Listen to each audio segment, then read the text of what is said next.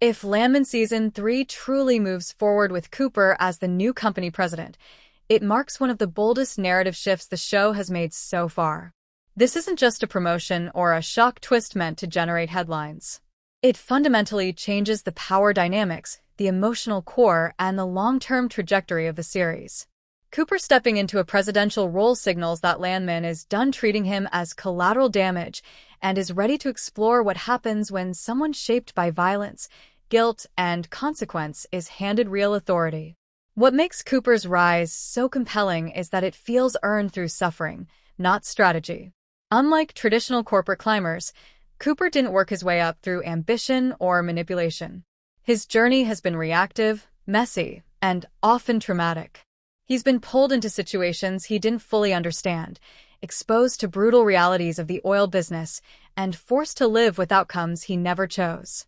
Making him president reframes all of that pain as preparation, not because it made him ruthless, but because it stripped away illusions. As president, Cooper wouldn't lead from a distance. He's not someone who can pretend decisions are abstract. He's been on the receiving end of bad calls, watched lives unravel because someone upstairs chose profit over safety, and felt the weight of consequences long after others moved on. That history gives him a moral awareness most executives in Landman lack, and that's exactly what makes his leadership dangerous in this world. Season 3 would likely test whether empathy is a strength or a liability when power is centralized. This shift also places Cooper in direct contrast with Tommy in a way the show has been quietly building toward. Tommy's authority comes from experience, scars, and survival instincts sharpened over decades. He understands the system because he's endured it. Cooper, on the other hand, understands the cost of the system. If Tommy's new oil company represents control through knowledge, Cooper's presidency represents responsibility through consequence. Season 3 has the potential to explore that tension deeply, turning mentor and protege dynamics into philosophical conflict. Importantly, Cooper becoming president doesn't suddenly make him confident or composed. If anything, it amplifies his vulnerability. Leadership in Landman isn't about power, it's about exposure. Being president means visibility, scrutiny, and enemies with leverage. Cooper's past doesn't disappear when he gets the title. It becomes ammunition. Rivals, regulators, and opportunists would all see him as someone to test, manipulate, or break. Season 3 could easily frame his presidency as a constant state of defense rather than dominance. The emotional consequences of this role would ripple outward, especially in Cooper's relationship with Ariana. A presidency doesn't just change Cooper's job, it changes his identity. Suddenly, he's not just someone caught near danger. He's someone danger is actively circling. Every threat carries more weight.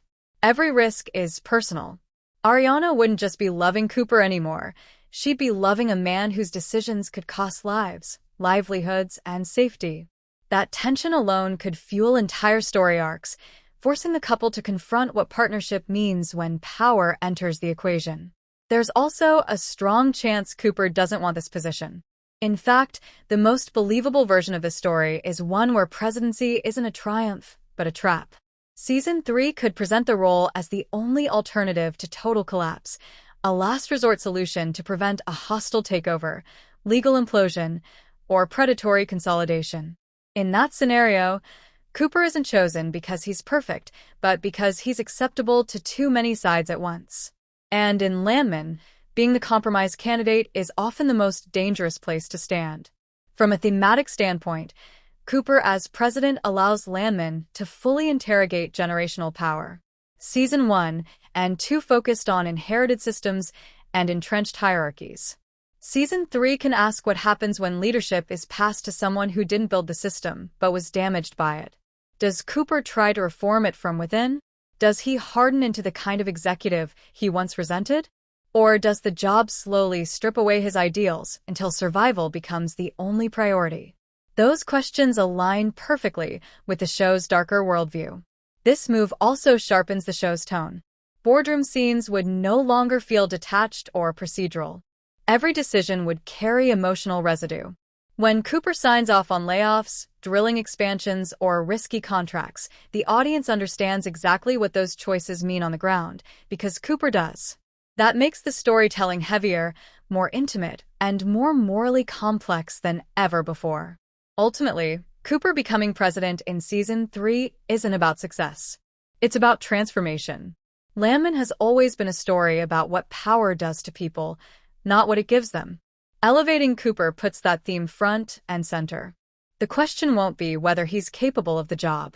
The real question will be whether the job allows him to remain himself, or whether it demands he becomes something colder, harder, and more dangerous to survive.